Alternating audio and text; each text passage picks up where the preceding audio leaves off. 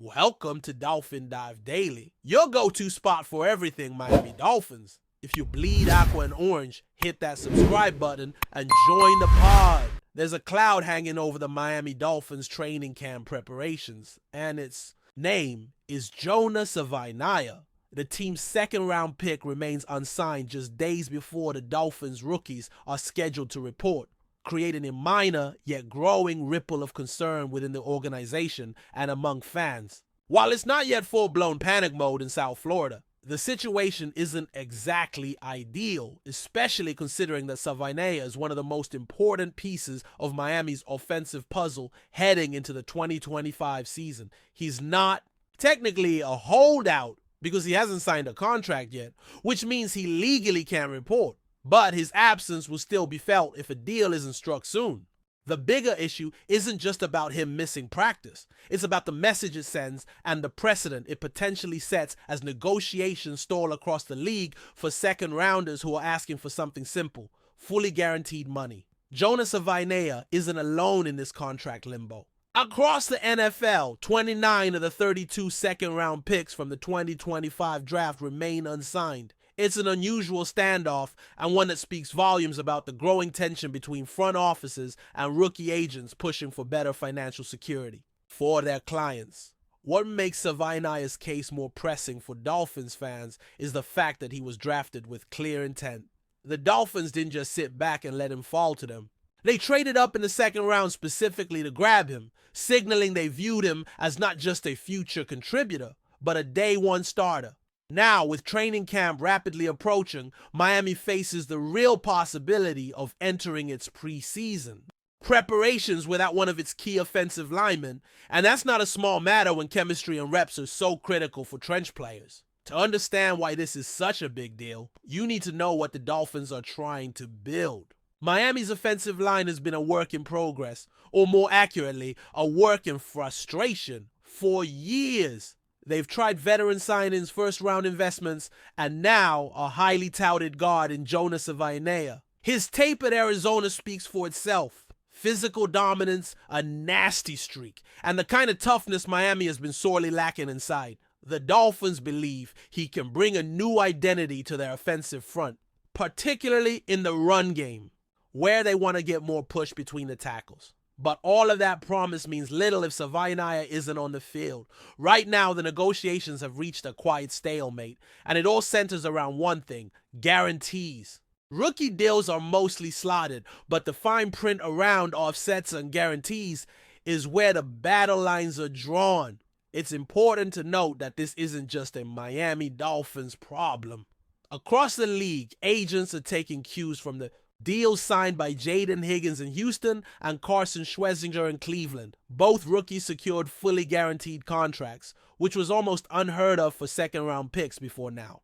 With that precedent set, every other second-rounders camp is holding firm, hoping their client will get the same. The tension lies in the fact that while first-rounders are almost always fully guaranteed, the second round has historically been more flexible or exploitable, depending on your perspective. For the Dolphins, giving in to Savaiinaea's demands could open the door for future agents to push harder. For Savaiinaea's camp, not securing a fully guaranteed deal could feel like they're leaving millions on the table. It's a high-stakes negotiation under the very public spotlight of preseason scrutiny. Let's be real. The Dolphins need Jonah Savaiinaea to be a foundational piece in 2025. Their offensive line depth is thin, and even thinner when it comes to proven talent. Austin Jackson is coming back from injury. Patrick Paul, while promising, is still unproven. James Daniels was brought in for stability, but Miami's interior line is far from a finished product. Savaiinaea is not just a potential starter. He's expected to bring physicality, technique, and leadership to a line that desperately needs it. Every day he misses from training camp is a lost opportunity to build timing with the quarterback, to communicate on zone blocks, to develop instincts alongside new teammates. Coaches always preach mental reps, but those only take you so far. Real growth happens on the field, in pads, against real pressure. And right now, Savaiinaea is missing that. This story becomes even more complicated when you factor in the broader issues between the NFL and NFLPA. There's currently an undercurrent of distrust between the league and its players' union, particularly surrounding accusations that team owners have quietly colluded to suppress fully guaranteed contracts. The fact that this legal skirmish is playing out just as a wave of second-round picks are fighting for guarantees is not exactly a coincidence. It adds fuel to the fire and hardens the resolve of agents who believe that the system is rigged against them. For the Dolphins, that means their rookie contract negotiation is not happening in a vacuum. It's part of a larger narrative about how much risk teams are willing to assume and how much power rookie players truly have. Jonas Avainaya is just one pawn in a much larger chess game. Miami did its job when it came to the rest of the draft class. First rounder Kenneth Grant is already locked in with a fully guaranteed $22 million contract. Day 3 picks like Jordan Phillips, Ollie Gordon, Dante Trader Jr., Quinn Ewers, and Zeke Biggers were all signed before rookie minicamp. That leaves Avainaya as the lone question mark, and his absence stands out more with every passing day. It also places added pressure on Miami's front office to get something done before this becomes a distraction. Because right now, it's just an unresolved situation. But if Avainaya is still unsigned when veterans report next week, then it becomes a story. Then it starts to seep into locker room chatter, into coach speak pressers, and into fan anxiety. The longer this drags on, the more disruptive it becomes, even if both sides say the right things publicly. The good news, if there is any, is that there's still a bit of time. The first major benchmark is Tuesday, when rookies are scheduled to report.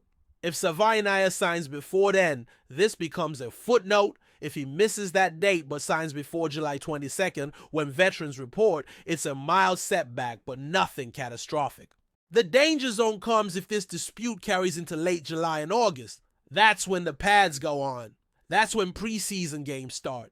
That's when coaches begin penciling in starters and solidifying rotations. Avainaya doesn't need to dominate from day one, but he does need to be on the field, getting better, earning trust, and building chemistry. Missing that time could cost him the starting job and could cost Miami the continuity they've been chasing for years. And while no one is seriously entertaining the possibility, there is one nightmare scenario that must be mentioned. Avainaya refusing to sign entirely and re-entering the draft in 2026. It's rare, it's extreme, and it almost never happened. But technically, it's an option. It would mean the Dolphins traded up and invested heavily in a player who never plays a snap for them. It would mean no compensation, no draft pick, no refund. Again, no one expects it to go that far. Avainaya's camp has been quiet, and Miami's front office is known for getting deals done eventually, but it's still an option, however remote, and it's the kind of pressure point that could accelerate talks. Both sides know what's at stake, and the next few days will determine just how quickly this all gets resolved. So here we are. One rookie, one unsigned contract, and one very delicate dance between promises and policies. The Miami Dolphins believe in Jonas Avainaya.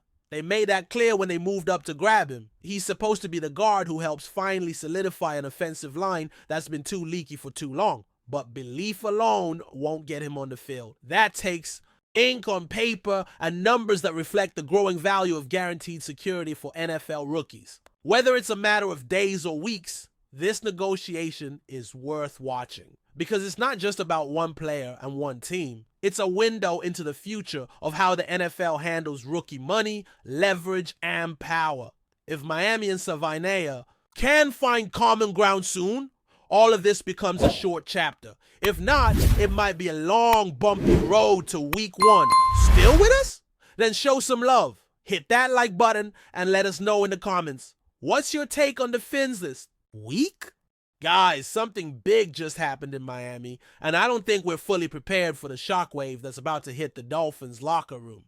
Anthony Weaver, the team's defensive coordinator, just dropped what fans are calling an absolute bombshell. And no, this isn't about injuries, trades, or playbooks. It's something deeper, way deeper. During a closed-door conversation with local media, which, by the way, wasn't supposed to leak, Weaver reportedly said there's a player inside the locker room who's contaminating the environment. Those were his exact words. Contaminating the environment. Naturally, this got people speculating all over social media, wondering what he meant. Was he speaking metaphorically, talking about locker room chemistry? Or, and here's where it gets wild, was he implying something more literal?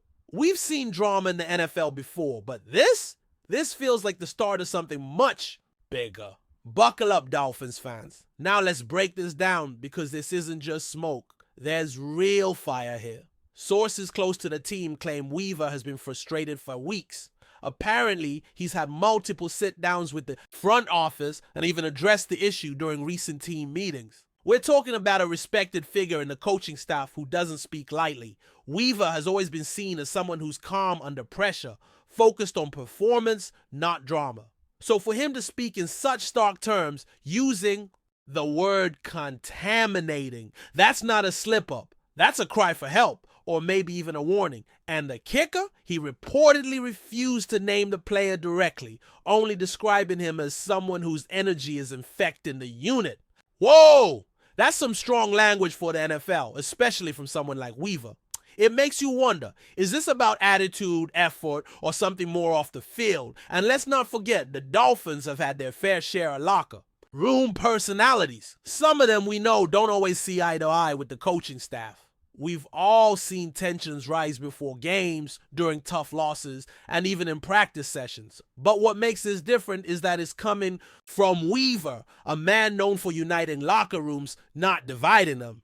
He's built defenses that played with intensity and cohesion, so when he senses a problem in chemistry, it's worth listening. Some whispers point toward a recent addition to the team, someone who came in with a lot of hype, but has reportedly clashed with teammates. Others say it could be a longtime player whose attitude has shifted, possibly due to contract frustrations or personal issues. Either way, Weaver didn't say this just to stir things up.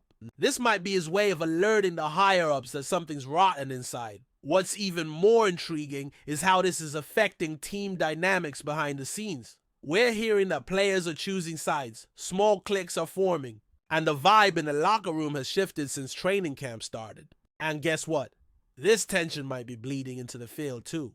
There have been reports of unusually sloppy communication between linebackers and DBs, even some heated exchanges during scrimmages. Could it all be connected? Weaver hasn't spoken publicly since the comments leaked, and the Dolphins organization is staying suspiciously quiet.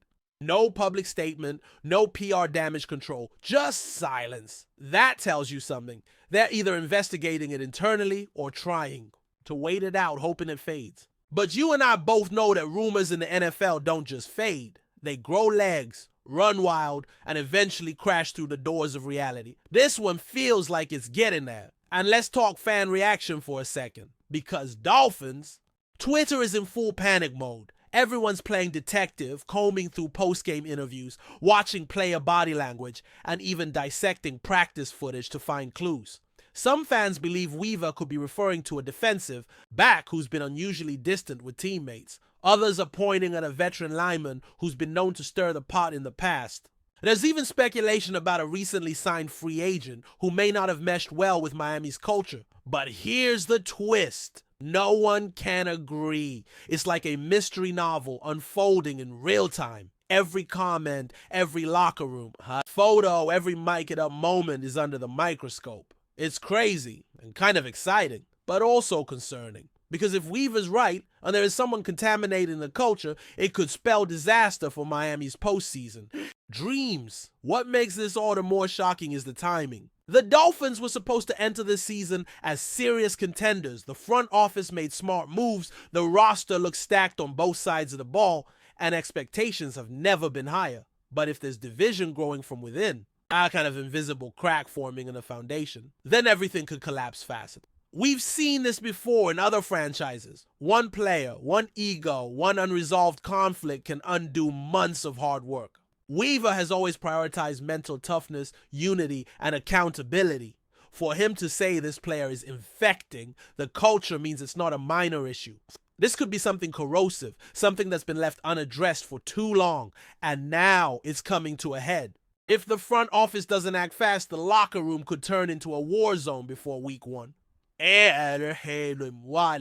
Digging deeper, let's not ignore how this might affect Weaver himself. There's growing talk that he may be laying the groundwork to either force change within the team or, if ignored, step away altogether. Think about that. A respected coordinator possibly walking away mid-season because of locker room drama. That would be unprecedented.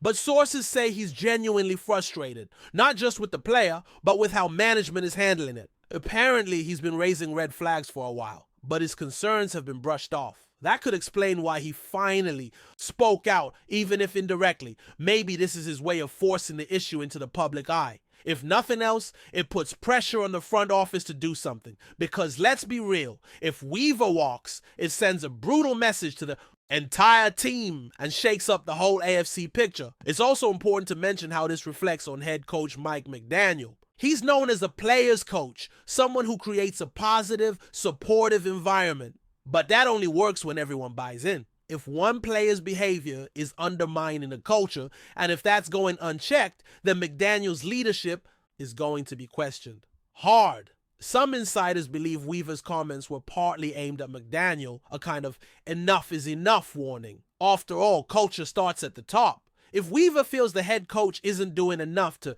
fix the problem, it creates tension not just between players but among coaches too.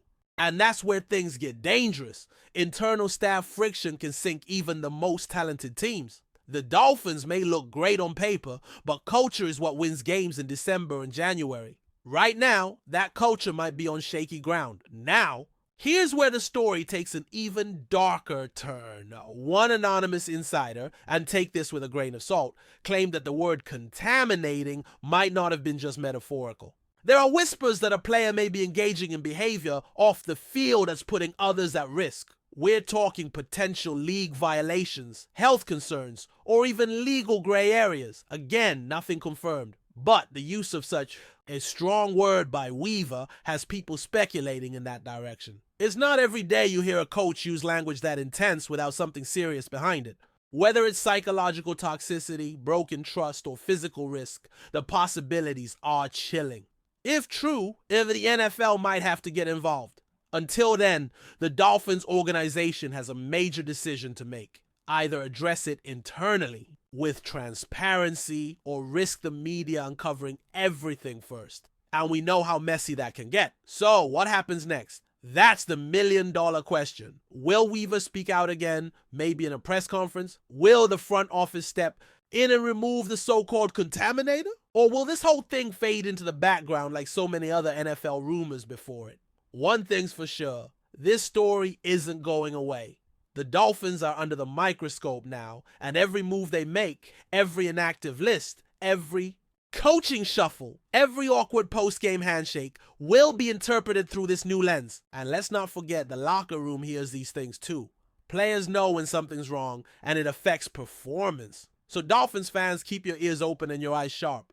This might just be the beginning of a much bigger shakeup. And if Weaver is right, and this really is an internal virus, then Miami's season could implode before it even truly begins. Stay tuned. That's a wrap for today's dive. If you're loving the content, share it with a fellow Dolphins fan. Hit subscribe and turn on notifications so you never miss a splash. Fins up.